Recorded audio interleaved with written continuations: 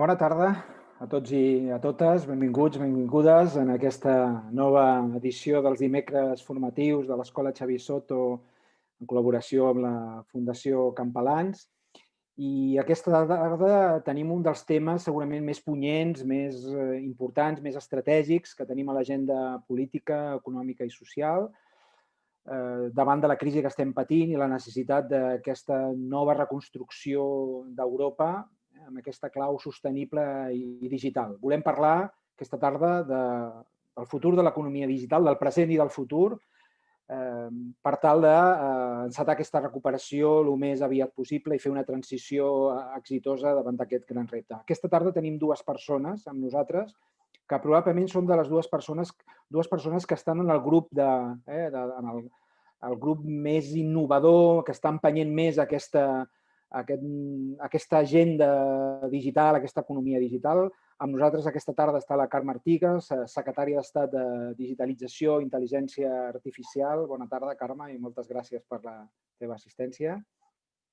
I en Pere Navarro, actualment delegat del Consell de la Zona Franca, president del Comitè Executiu de la Zona Franca Barcelona, potser un dels actors més dinàmics i innovadors del territori, que també en pocs dies tenen un gran saló al Viniu, que esperem que ens comenti aquesta nova economia. Només una pinzellada potser per saber una mica sobretot qui és la Carme Artigas. És una secretària d'Estat, la flamant secretària d'Estat, una empresària, emprenedora d'èxit, que l'hem enganyat per venir a la política i per empènyer una de les agendes polítiques, com deia, més importants. Ella, a més, és experta en Big Data i Intel·ligència Artificial i té diversos reconeixements com a dona emprenedora i una de les 30 empresàries d'èxit, l'única espanyola, el 2016 d'Insight Success.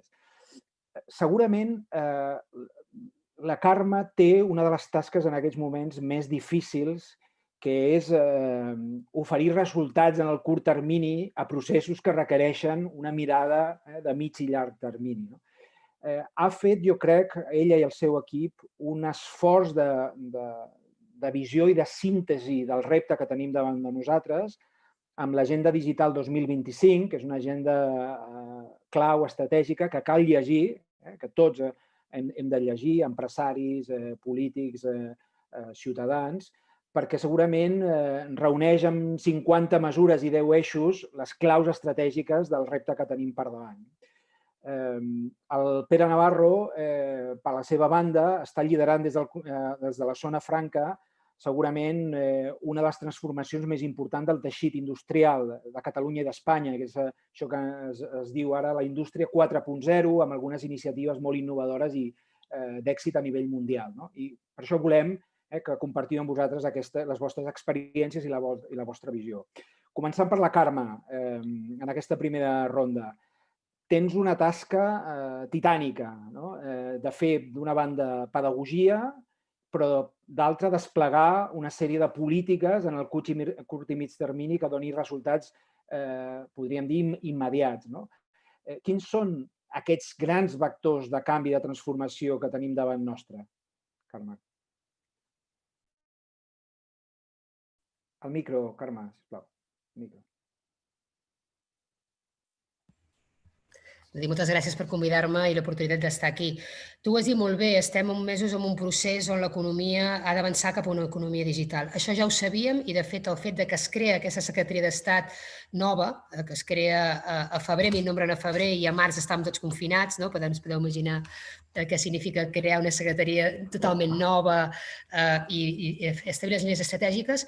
I jo crec que tothom sabia, aquest govern, si alguna cosa, aquest executiu es diferencia, és que per primera vegada ha posat els temes digitals d'una manera transversal a tot el govern. És a dir, el fet que això no estigui ubicat per dir una cosa ni a ciència, ni a tecnologia, ni a indústria, sinó a economia, està sent ja, diríem, una carta de presentació important, dient l'important que la digitalització és en el futur de l'economia del país. De fet, el 19% ja del PIB, si consideréssim que l'economia digital fos un sector, seria el 19% del PIB actualment. Seria només el segon sector, només a darrere de la construcció, en aportació al PIB. Passa que no el comptem, perquè de digital és com es dispersa una mica tot, no?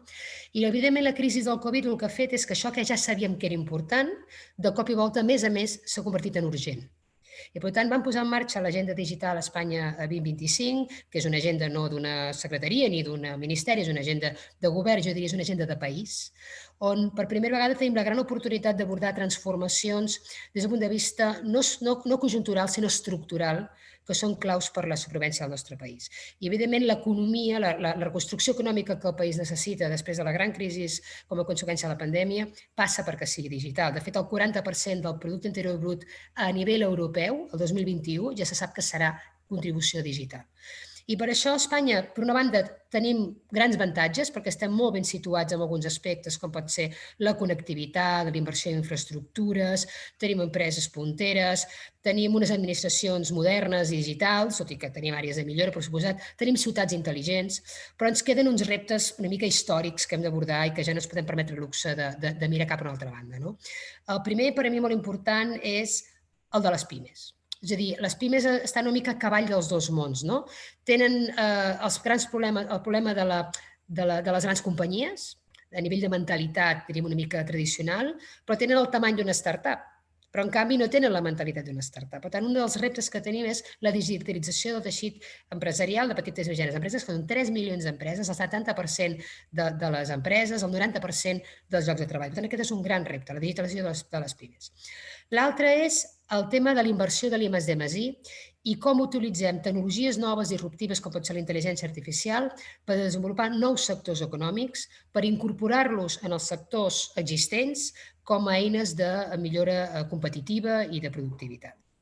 I també tot el tema de les competències digitals. És a dir, ens podem trobar amb la gran dicotomia, amb la gran paradoxa de tenir un nivell d'atur molt ampli a nivell, diríem, estructural i, en canvi, tingué una manca de 3 milions de llocs de treball vinculats a noves tecnologies. Per tant, el gran repte que té aquest país és elevar les competències digitals a nivell dels seus treballadors, a nivell dels aturats, a nivell de les necessaris canvis amb les habilitats que tenen els que ja treballen en sectors tradicionals, però sobretot a nivell de la ciutadania en general. I un dels punts que l'informe DESI a nivell europeu ens situa pitjor és en el nivell de l'alfabetització digital de la ciutadania. I aquest és un dels temes que volem també, considerem que és un gran dels llasts que encara arrosseguem. Per tant, amb l'agenda digital, dos missatges molt importants. Primer, és una agenda transversal que afectarà a tots els sectors de l'economia i a tot el tipus d'empresa. És una agenda amb una capacitat de transformació, volem una agenda amb capacitat de transformació dels sectors i inclusiva, és a dir, tota l'agenda està orientada a tancar les escletxes tant de gènere, digitals, de vertebració territorial i també socioeconòmiques. I dintre dels val la pena que els mireu, hi ha 10 eixos d'actuació, hi ha gairebé 50 mesures, però jo destacaria les que corresponen a aquesta Secretaria d'Estat, que són, com he comentat, el Pla Nacional de les Competències Digitals, és molt important, tot el contrari, és que tot això ho fem posant a la persona en el centre i defensant els seus drets en un entorn digital. I aquí també impulso des d'aquesta secretaria el que és la Carta de Drets Digitals de la Ciutadania. Bueno, Carme, gràcies per la síntesi, perquè ser capaç de radiografiar en tan pocs minuts aquest repte, com deies tu, 50 mesures, 10 eixos estratègics no és fàcil, però jo crec que deixes un missatge molt clar damunt la taula sobre els reptes, però sobretot, diguem-ne, la transversalitat, això implica tothom, transformació, la paraula és transformació, això hem de fer un canvi, un pas cap endavant, i la inclusivitat, l'equitat. Jo crec que en tornarem, perquè és un dels pilars claus dels progressistes, de l'esquerra, el Partit dels Socialistes de Catalunya. Doncs moltes gràcies i tornem ràpidament. I agafant el fil, evidentment, de la Carme, que ha parlat de les pimes, de les empreses i del teixit, el 90% del teixit espanyol i català són les pimes, el 90% dels llocs de treball, on parla sempre de la necessitat de reindustrialitzar el territori i el país. Però no ho podem fer de la forma, segurament, i el Pere, que ve de Terrassa, que ha sigut alcalde de Terrassa, una ciutat tradicionalment industrial, avui dia, quin tipus d'indústria estem parlant, Pere? Cap on hem de caminar i per trencar o per caminar aquest nou paradigma de la reindustrialització de Catalunya i d'Espanya? Bé, moltes gràcies, Pau. La veritat és que, en primer lloc, agrair-vos la possibilitat de poder intervenir en aquesta conversa, com has dit al principi, i gràcies a la Fundació Campalans i a l'Escola Sant Xavier Soto. En primer lloc, heu pogut veure que la Carme Artiga realment és un motor per tot aquest tipus de temes digitals. Jo he tingut l'ocasió de veure amb ella diverses vegades i de parlar amb ella, i la veritat és que tenim projectes que farem de manera conjunta perquè ja veieu que l'agenda digital del govern és una agenda molt ambiciosa, però a més és possible. Per nosaltres va ser el virus, aquest que encara ens afecta, ha sigut un fenomen realment extraordinari, i ho dic no perquè sigui bo, sinó perquè és extraordinari, és una cosa que no esperàvem, és una cosa que ha vingut de manera sobtada. Nosaltres fa un any, més d'un any, al mes d'abril, vam inaugurar la primera incubadora d'impressió 3D d'Europa. Això ho vam fer amb la Fundació Incide, de les Càmeres de Comerç d'Espanya, ho vam fer amb el Centre Tecnològic Leitat i el Consorci de la Zona Franca. Aquesta incubadora està aquí a la tercera planta del nostre edifici, aprofito per convidar-vos a visitar-la. Ja han passat per aquí 42 empreses que s'han incubat amb diferents tecnologies, però totes relacionades amb la impressió 3D. Això és una primera fase, i la segona fase és una nau industrial d'Indústria 4.0 que estem construint aquí al polígon industrial, de 17.000 metres quadrats, una inversió de 20 milions d'euros. Aquesta és la primera fase. El total de la primera i la segona fase són 90.000 metres quadrats. Què vull dir? Que el virus, el coronavirus, el que ha fet ha sigut accelerar tots aquests processos. És a dir, la indústria, i gràcies, Pau, per parlar del tema industrial i de la meva ciutat, jo sempre he sigut industrialista, però la indústria havia passat una mica de moda. És a dir, això de fabricar, doncs ja hi havia gent que fabricava, encara que fos lluny, però ja ens arribava. Ara hem descobert que hem de fabricar més a prop i hem descobert que hem de fabricar amb noves tecnologies. Això té relació amb la digitalització de les empreses. Quan parleu del futur de l'economia digital, jo simplement parlaria del futur de l'economia, perquè el futur de l'economia és digital i serà encara més digital, i la Carme ho ha comentat abans. Per tant, aquest és un encert que vam tenir, i en aquest D-Factory què hi anirà? Què passarà allà dins? El D-Factory és una fàbrica, però 4.0. Allà hi haurà impressió 3D, hi haurà robòtica, hi haurà internet de les coses, hi haurà ciberseguretat també, que també ho ha comentat la Carme, que és un dels grans reptes d'aquesta civilització. És a dir, igual que hem d'estar segurs quan anem pel carrer, o hem d'estar segurs des del punt de vista sanitari, el que convé és que també estiguem segurs des del punt de vista de la digitalització de les nostres connexions digitals. Bé, tot això és el que estàvem fent i que s'ha accelerat a partir d'una situació pandèmica que ha vingut de manera sorpresiva. Però bé, què hem fet amb la incubadora d'impressió 3D? Aquesta feina que portàvem amb aliances diverses ens ha portat a assumir el repte d'una pandèmia. I com l'hem assumit? Doncs hem utilitzat aquesta tecnologia, per exemple, per fabricar respiradors. S'han fabricat 400 respiradors, d'acord amb Hewlett-Packard, d'acord amb el Parc Taulí, amb l'Hospital de Terrassa, amb l'Eitat, etc. Hem fabricat 400 respiradors que s'han distribuït per diferents hospitals. Hem fabricat bifurcadors, de manera que els respiradors que estaven en els hospitals, diguem-ne, instal·lats, poguessin ser utilitzats per 2 i fins i tot per 3 persones que estiguessin en un procés greu de la malaltia del Covid. Mai haguéssim imaginat que ens posaríem a fabricar aquest tipus d'elements, però això demostra que aquesta tecnologia, aquesta indústria 4.0, s'adapta. I, per tant, un dels elements que jo volia destacar especialment és la capacitat d'adaptació davant d'una situació nova. El coronavirus el que ens està dient és una situació nova, ens hem d'adaptar tots plegats i s'ha d'adaptar també la indústria. Què és el que estem fent també? A part, diguem-ne, de la promoció industrial. El que estem fent és, abans ho has dit, Pau, avui hem fet la presentació, la roda de premsa de presentació del Barcelona New Economy Week. Què és? Un esdeveniment, el primer que es fa, híbrid, presencial i digital.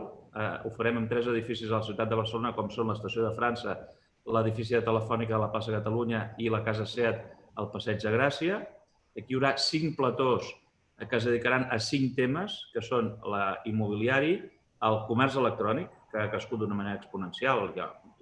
tots ho sabem, no? Amb el tema de la pandèmia, la logística, que cada vegada també és més important, les zones econòmiques i la indústria digital. Aquestes 5 verticals estaran absolutament interrelacionades a través d'una plataforma tecnològica que estem desenvolupant amb un soci tecnològic expressament per aquest esdeveniment, perquè no existia en el món. Perquè el que volem és que les persones no assisteixin, sinó que puguin participar.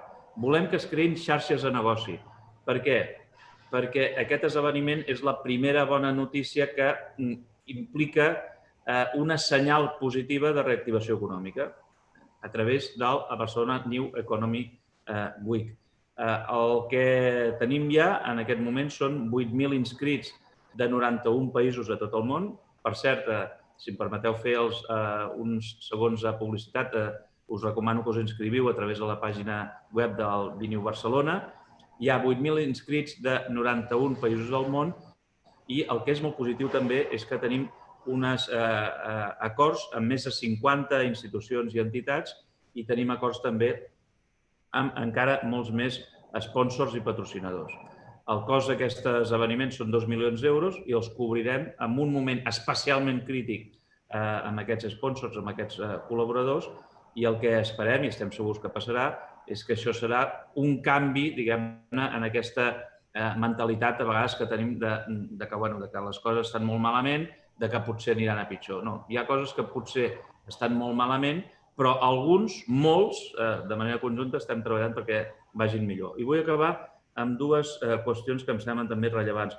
La Carme Artigas ha comentat-lo de la formació. Si una persona avui vol estudiar per ser operador d'impressora 3D, no ho pot fer enlloc. O entra en la nostra incubadora o en les empreses que utilitzen impressores 3D, però no pot estudiar per ser operador d'impressora 3D, una cosa que teòricament hauria de ser simple, hauria d'estar, diguem-ne, en el sistema educatiu, doncs no hi és. I l'altre aspecte que volia destacar també és l'aplicació dels objectius de desenvolupament sostenible.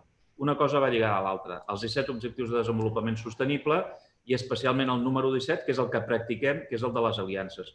Nosaltres som un consorci públic, una empresa pública de l'Estat, però estem en permanent contacte, igual que està la Carme Artigas, amb el sector privat. Tot el que fem, ho fem d'acord amb les institucions públiques i els sectors privats. I aquesta és la garantia de l'èxit per poder tirar endavant aquesta nova economia digital. Moltes gràcies, Carme i Pere, per aquesta primera ronda. El Pere, que és una mica l'impulsor des del Consorci de Zona Franca, que és un punt molt concret de la ciutat de Barcelona, però que té una àrea d'influència gran, i l'economia digital, com han dit la Carme i el Pere, és transversal. I en aquest conversatori d'avui tenim gent de Terrassa, de Cambrils, de Dosrius, de Manlleu, de la Pobla de Mafumet, evidentment de Barcelona, de Badalona, Mataró, Bigues i Riells, Cerdanyola del Vallès. Aquesta és una mica la llista, i perdoneu si em deixo algun, per veure que el repte que tenim és justament aquest transversal, de com arribem a transformar el territori. En aquesta, potser, segona ronda, vosaltres heu parlat una mica de la visió, de l'oportunitat, però crec que també s'han de, diuen els francesos, décortiquer, s'ha de desgranar una mica quins són els obstacles que tenim per empènyer aquesta agenda digital, aquesta nova agenda de la industrialització 4.0. Estem en un moment molt difícil, amb moltes urgències econòmiques, i la Comissió Europea ja ha advertit que s'hauria d'evitar anar a los viejos buenos tiempos, receptes del passat per atacar els problemes del present i del futur.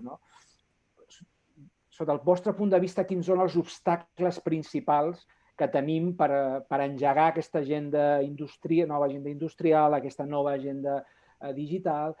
I jo m'atreviria també a llançar-vos una mica la patata calenta. Es necessiten uns consensos bàsics. Això que ara en diem la cogovernança.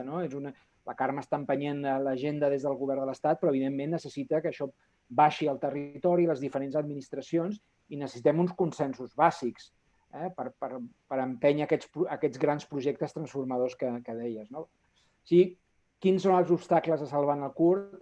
I tenim capacitat de generar un mínim consens amb aquesta nova agenda de l'economia digital? Parma. Tu has dit molt bé, Pau. Sí, el repte és molt gran, perquè alhora hem de combinar coses amb visió estratègica que transformi la societat, però alhora amb temes tàctics que es vegi el resultat. No podem només fer transformacions que es vegin molt a llarg termini. I estem en un moment on cal fer dues grans transformacions, perquè el repte és, diríem, és social, és econòmic i és mediambiental. Per tant, alhora es combinen les dues grans transformacions que tenim de fer, que és la transició ecològica i la transformació digital. La gran avantatge és que això es complementa. És a dir, la transformació ecològica no es pot fer sense tecnologia, sense la digitalització, i el Pere ho ha explicat molt bé quan explica com una indústria tradicional que probablement contaminava es converteix en una indústria pràcticament com el software i de dades. I ens hem de començar a entendre que els sectors industrials com els coneixíem, com a verticals, han desaparegut. Ja no hi ha sectors verticals, hi ha horitzontals, perquè tots els negocis són negocis de dades i de coneixement.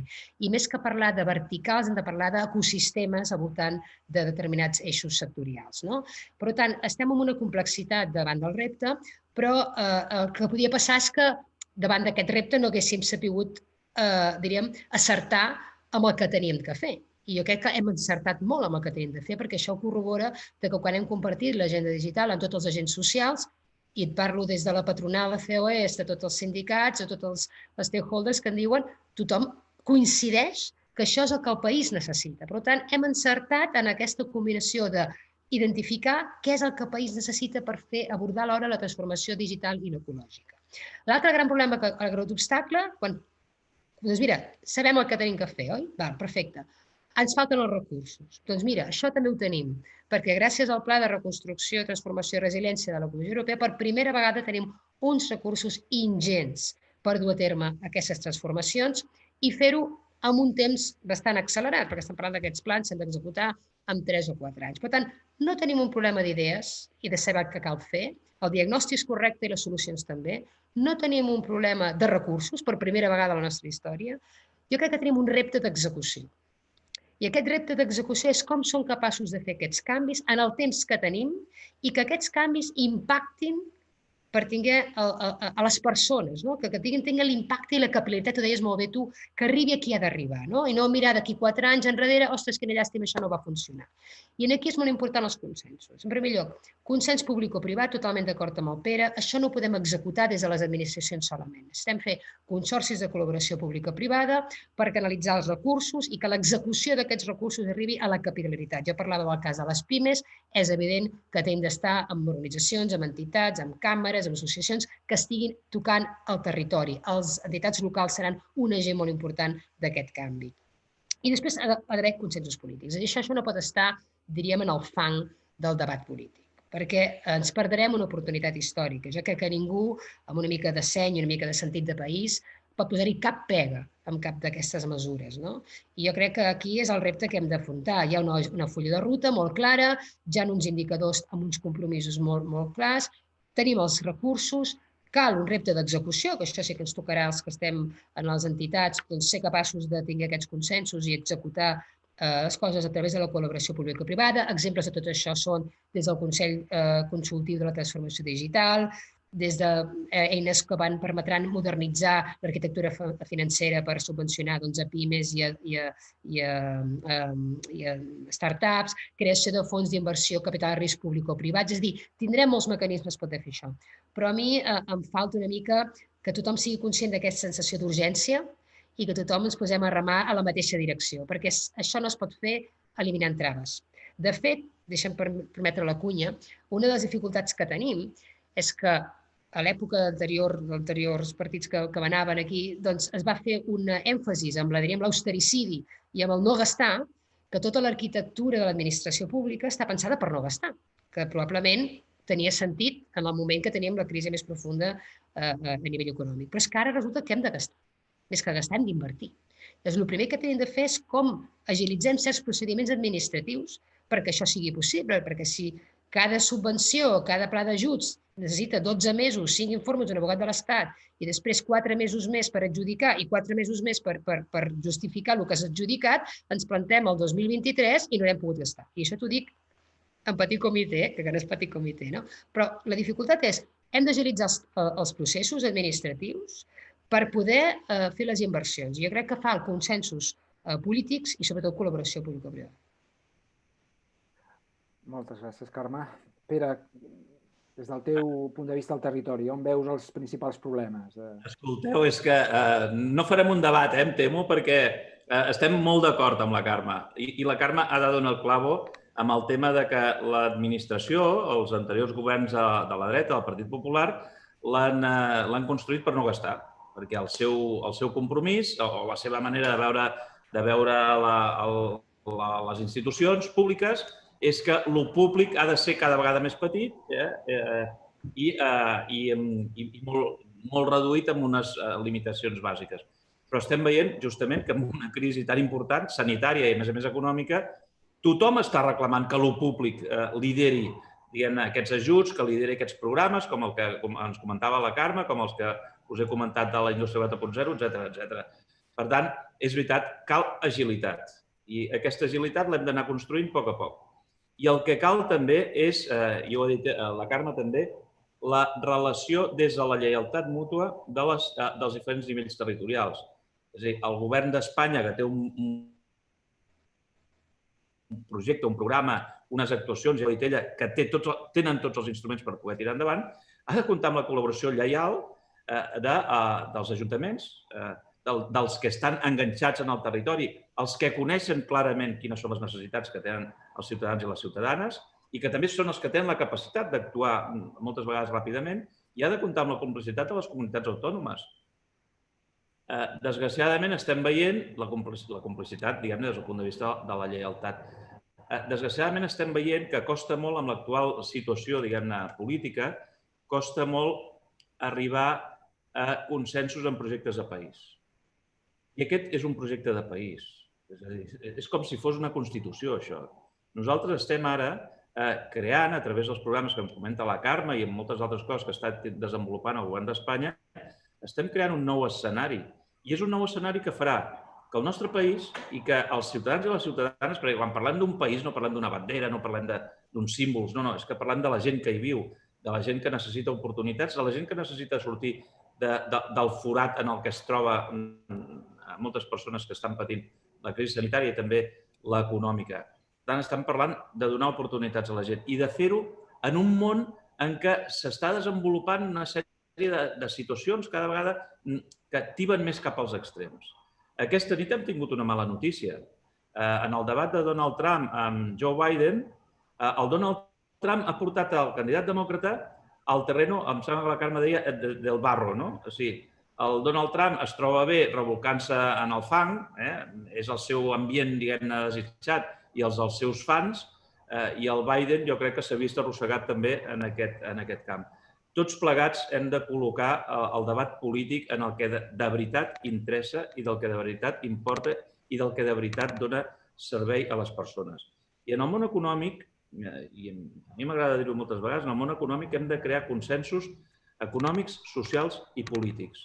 Nosaltres ho entenem i jo crec que els altres partits també ho haurien d'entendre-ho.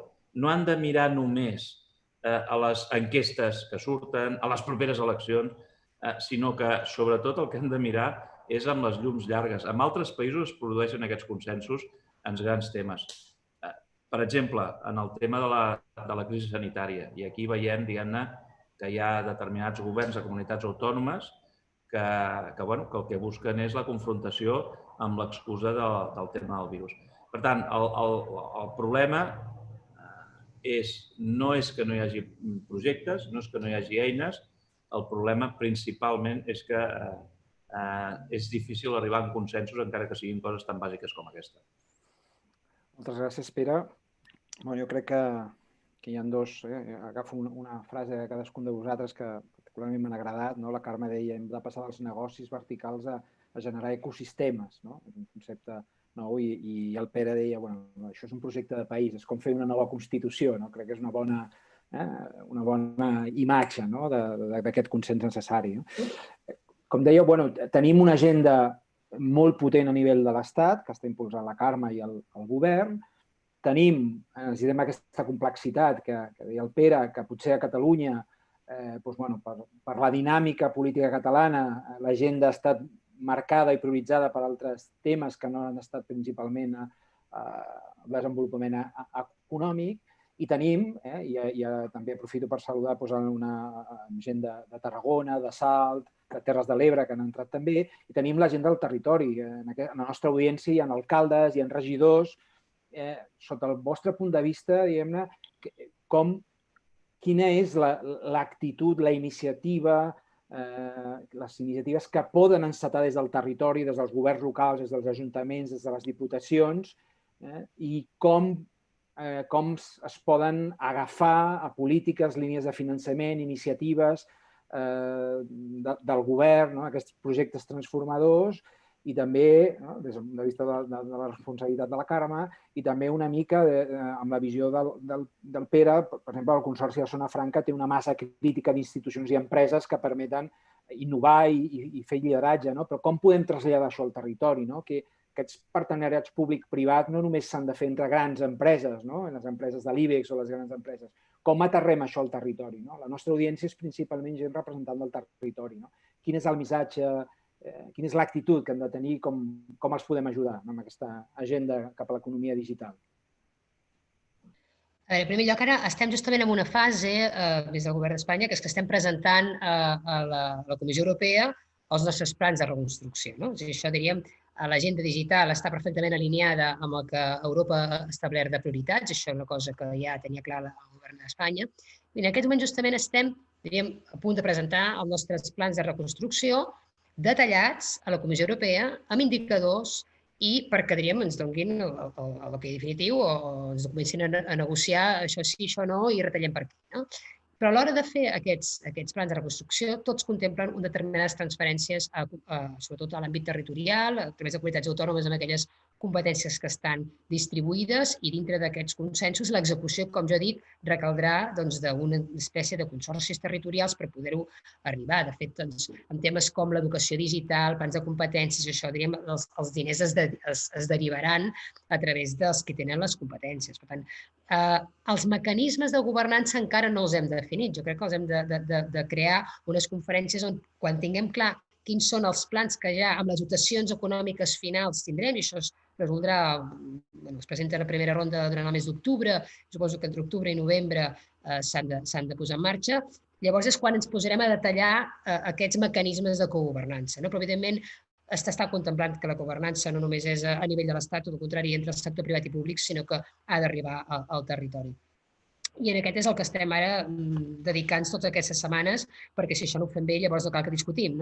I el que hem de fer bé és aprovar els pressupostos generals de l'Estat, perquè si no s'aproven els pressupostos generals de l'Estat no es podrà injectar tots aquests diners que venen dels plans europeus. Els plans europeus, diríem, s'injecten dintre de les línies de pressupost que estan definides. És a dir, si tu no t'arriben els diners europeus, allò ho faràs igual, però arribaràs a 10 pimes. Si te n'arriba el pressupost europeu, aquella mateixa actuació, tu l'escales i arriben a 100.000.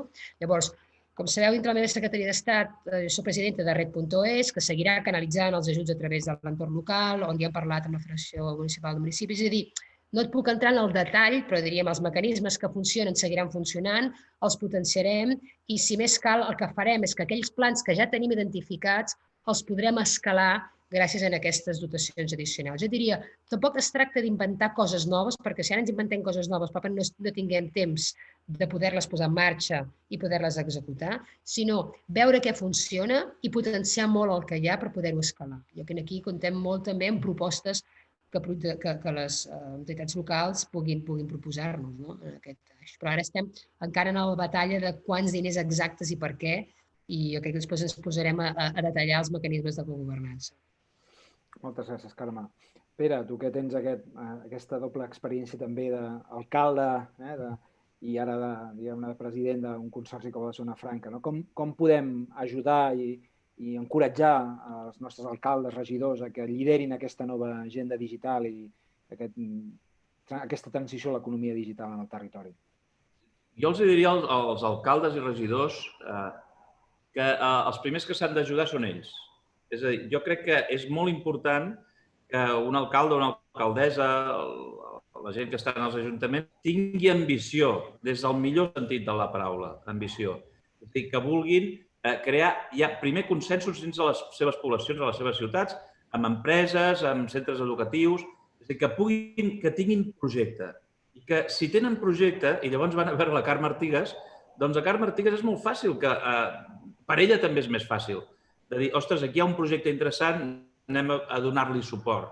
És més fàcil això que no pas anar a les diferents administracions i dir, escolta, què podem fer? Per tant, el que podem fer és el que nosaltres mateixos decidim que volem fer.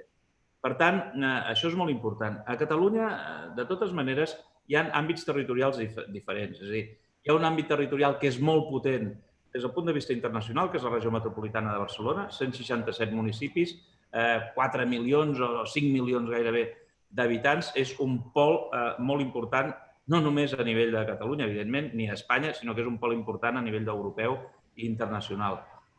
Això ha d'anar per un camí perquè potencialitats, ja té realitats molt importants.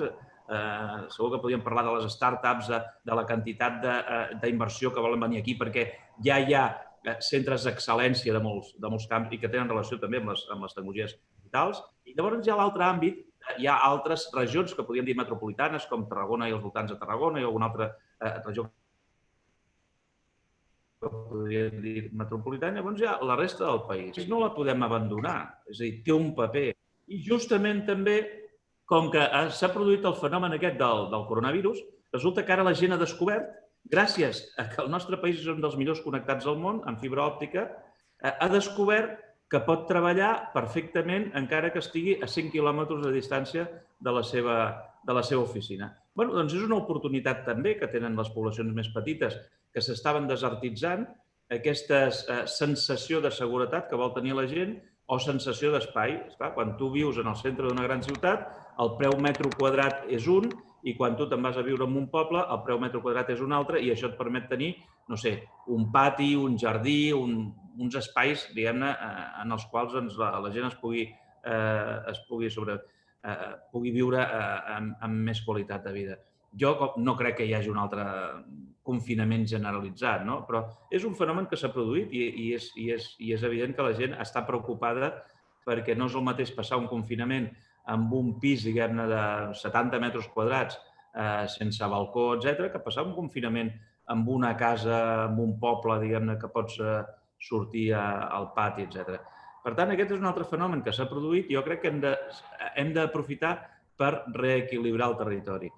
Però jo vull acabar dient justament això. És a dir, a tots els que ens escolten del món municipal, que a més és gent molt esforçada, és gent molt compromesa, que el primer que han de fer és pensar quin projecte volen desenvolupar en les seves poblacions. Posar-se d'acord també, si és possible, amb altres poblacions, perquè junts podran desenvolupar projectes també amb més dimensió. I a partir d'aquí, escolteu, el que s'ha de fer és anar a les administracions que tenen propostes o que tenen possibilitats i anar a presentar aquests projectes.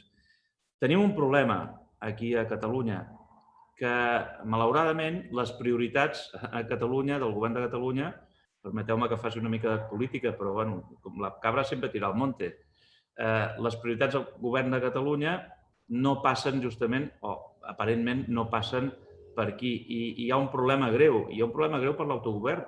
És a dir, hi ha moltes persones, moltes entitats, moltes empreses que per elles ja no compta el govern, és a dir, ja no compten amb el govern de Catalunya, perquè saben que no existeix. I, a més, en les situacions que estem vivint, que són situacions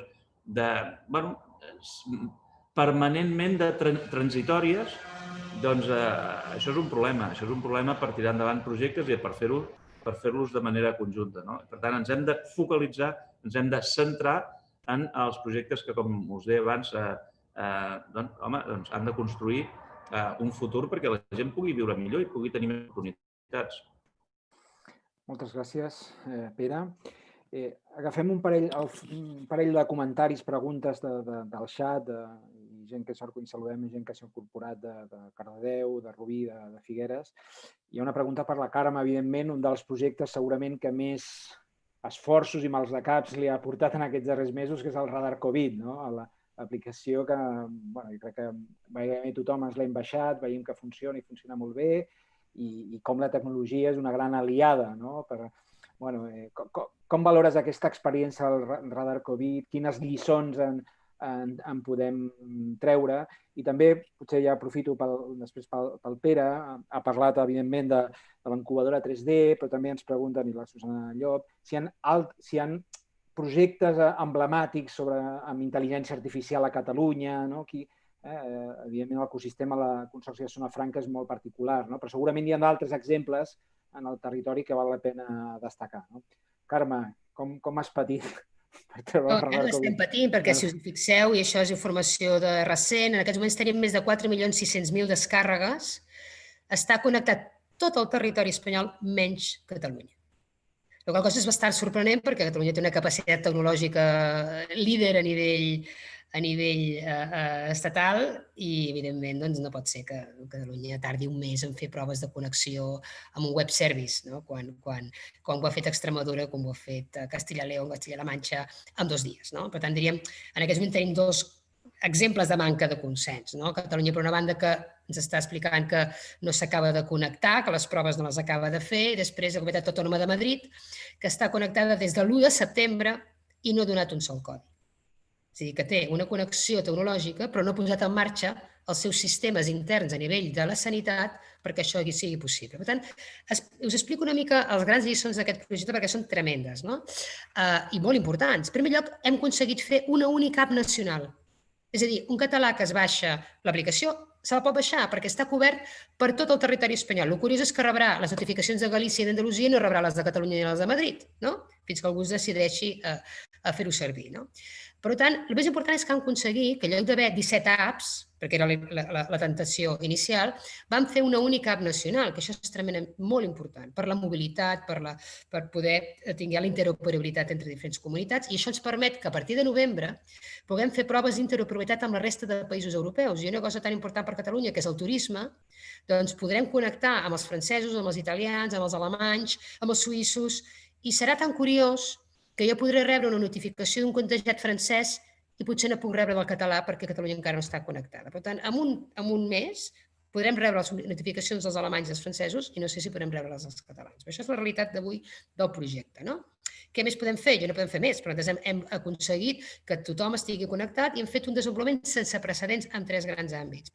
Té 3 grans innovacions alhora. Això no és una aplicació per demanar pizzas. Això és una aplicació que té 3 grans innovacions. La primera, una innovació perquè per primera vegada en tot el món s'ha aconseguit desenvolupar aplicacions mòbils basades en la privacitat per disseny.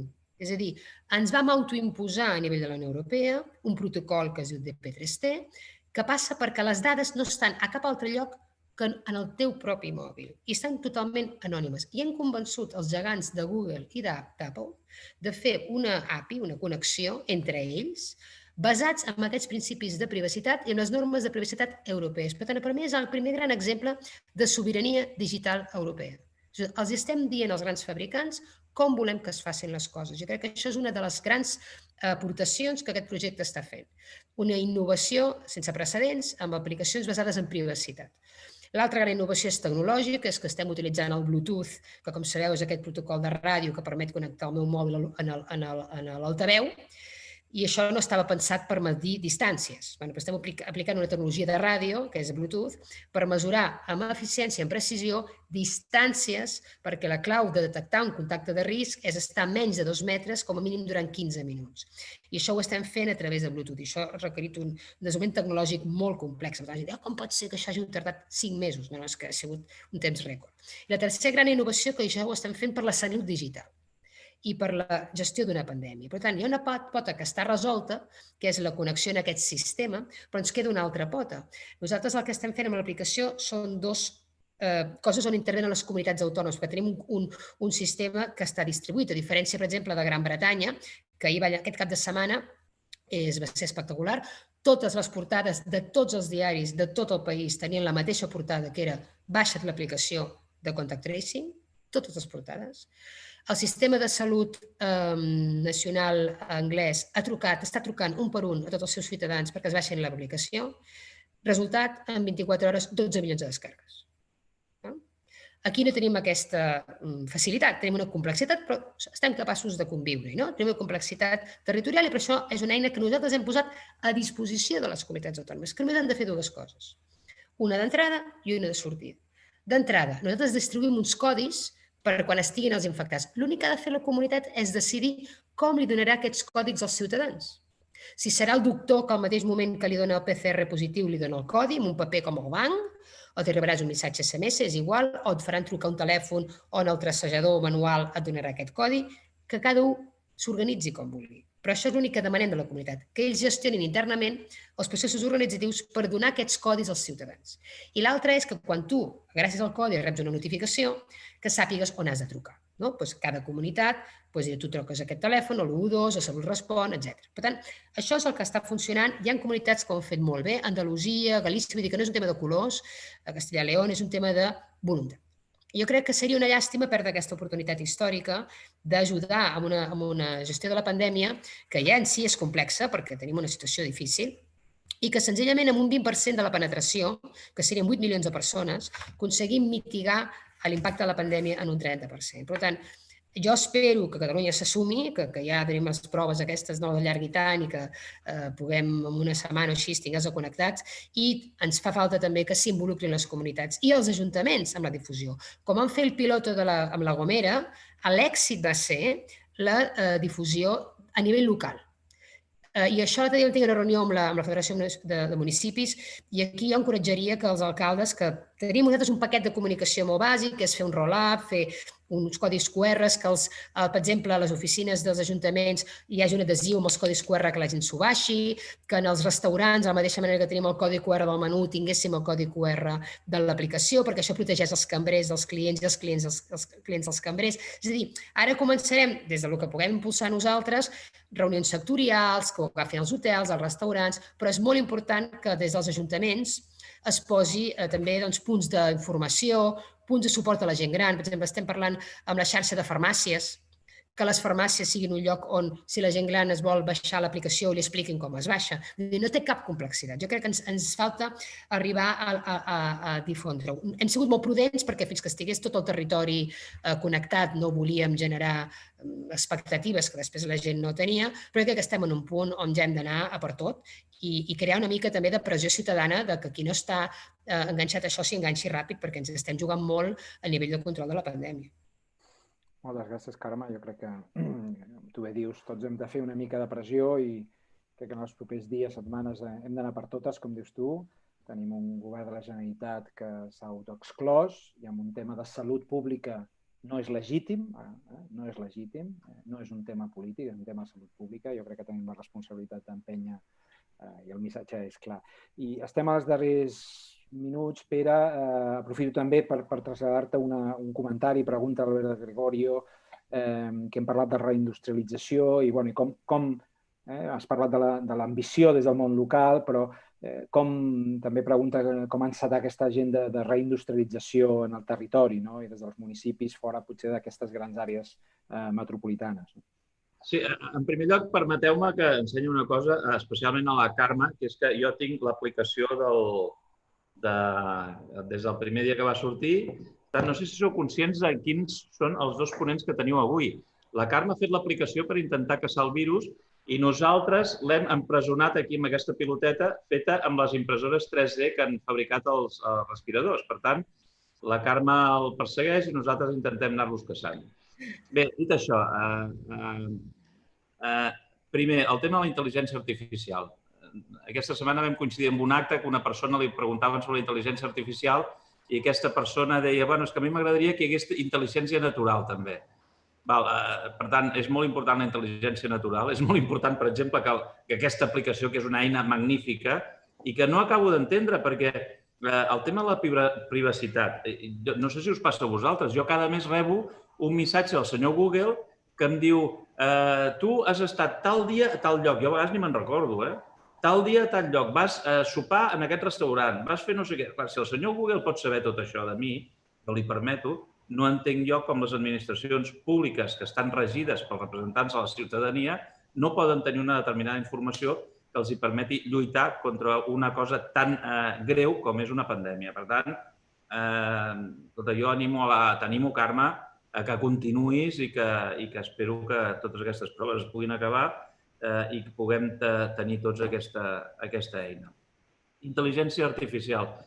nosaltres, de fet, estem en contacte amb diferents organitzacions, diferents institucions que tenen a veure no només amb el recollir el Big Data, sinó també en processar aquest Big Data i a través de la intel·ligència artificial treuen conclusions. Per exemple, no fa gaire ens vam reunir amb el Mateo Valero, el director del Barcelona Supercomputing Center.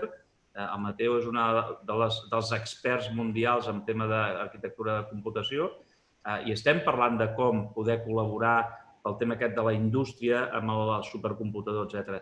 Tenim acords també amb el mobile, tenim acords amb Barcelona Tech City, que estan treballant molt amb el tema digital i amb el tema, diguem-ne, bàsicament d'aplicacions i del núvol. Tenim acords amb 22@, etc. Tot això ho fem, és veritat, en un entorn de regió metropolitana de Barcelona, que és el nostre àmbit d'actuació. Això vol dir que hem d'oblidar l'altre? T'ho dic per la segona pregunta que em feies, Pau. Doncs ha d'impregnar aquesta industrialització el conjunt del territori. Hi ha indústries que volen estar ubicades en un determinat lloc, que és la regió metropolitana, perquè són indústries molt de proximitat, o, per exemple, la logística d'última milla. La logística d'última milla, el seu nom ja indica que ha de ser una logística ubicada molt a prop del consumidor o del client final. Hi ha altres tipologies d'indústries que poden estar situades en la resta del territori. Què intentem fer? D'empreses que volen instal·lar una indústria, doncs intentem adreçar-los en el territori, en els contactes que tenim també amb els diferents estaments municipals. Una cosa, Pere, que et voldria comentar del que has dit, que és molt important, si em permeteu, és que tu has parlat d'una cosa tremendament important. Com pot ser que jo doni totes les dades a Google i hi hagi tanta obsessió cada vegada que des d'una institució pública es posa en marxa un projecte? Això és una batalla, de veritat, que entre tots hem de guanyar. Hem de guanyar la batalla de l'opinió pública, la batalla de la confiança en la tecnologia i de la gestió per part de les administracions públiques de les dades dels seus ciutadans. Perquè estem en governs democràtics, això no són governs autoritaris. I hi ha tota una... Cada cosa que fem està qüestionat d'entrada. Jo, de les principals dificultats que he tingut és el qüestionament d'entrada de tot el que anàvem a fer, des de l'estudi de mobilitat que vam utilitzar amb l'INE, de mobilitat agregada, dels patrons anònims. Se'ns ha arribat a posar que estàvem monitoritzant a 40 milions de persones per on estaven transitant. O sigui, hi ha una part de desconeixement que hem de vèncer i hi ha una part de desconfiança d'entrada en el paper de les administracions. I això no ho podem deixar que passi, perquè nosaltres som garantistes dels drets de la ciutadania i estan molt millors les dades a les nostres mans que a les mans d'altres, d'actors privats. Jo crec que això ho hem d'ajudar entre tots i fer un gran exercici, un esforç i de transparència. De fet, nosaltres vam obrir el codi font de l'aplicació perquè tothom pogués comprovar que el que dèiem que era respectuós amb la privacitat ho era i tothom ho ha pogut destripar el codi. Però, diríem, sí que és veritat que d'entrada tu fas una cosa, si la gent publica tota la seva vida en Facebook i en Google i tal i no li preocupa, llavors tothom està preocupat per aquest capitalisme de vigilància pensant que les administracions amb les seves dades faran coses que no estan autoritzades. Jo crec que hem de ser transparents i hem de vèncer també certes reticències de l'opinió pública entre tots, generant molta més confiança cap a la tecnologia que entre tots i els diaris. Sempre tot és gris, tot es posa en dubte i tot és un món distòpic. Jo crec que si volem avançar hem de generar aquests entorns, aquests foros de debat i transmetre aquesta confiança. I una part d'aquesta confiança per mi està en dur a terme polítiques públiques basades en dades, basades en informació i basades en evidència, que quan tu prens una decisió es vegi que l'estàs prenent una decisió informada i amb coneixement i amb dades. A més, el govern està controlat pels representants de la ciutadania a través del Parlament. I, per tant, no hi ha cap... Clar, el que tu dius és veritat. Nosaltres resulta que li donem totes les nostres dades al senyor Google, al senyor Apple, al senyor Facebook, al senyor etc. Jo l'altre dia vaig mirar per comprar-me uns pantalons per internet i ara em surten els pantalons per tot arreu. És a dir, consulto, no sé, per el Google per anar no sé on i en comptes de sortir-me on vaig, surten els pantalons aquests. Per tant, escolteu, jo crec que sí que hem de fer una explicació molt potent des dels sectors públics. És a dir, escolti'm, si hi ha unes empreses que no sabem... Bé, sí, unes empreses que tenen uns interessos molt comuns, que són que nosaltres ens convertim en clients cada vegada més fidels, no?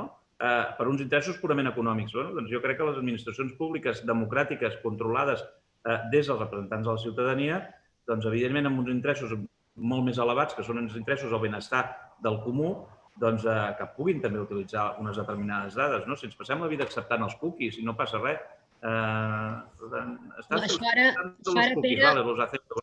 Clar, això justament forma part per mi de les directives europees més importants que es faran els propers mesos. És una cosa que es diu Digital Services Act, que és l'acte dels serveis digitals, que començarà a posar una mica de límits amb el que poden fer realment els grans gegants tecnològics a les nostres dades, no? Perquè això fins ara la llei que hi ha ve del 2000, crec que del 2005, on no existien ni les plataformes, ni els Amazons, ni totes les plataformes massives, i realment la GDPR es queda una mica curta amb els temes de les cookies, dels cookie walls. És a dir, tu dius, vostè no accepta les cookies, dius que no, però és que no t'accedeix al servei, no? Per tant, en realitat, com a dir, la molt sola vida, no? És que no tens opció, vull dir, les dues són dolentes, no? Llavors, vull dir que jo crec que això sí que hem d'estar molt atents amb aquests canvis normatius perquè això es començarà una mica a regular i és important que tinguem una posició des d'Europa comú amb tot això.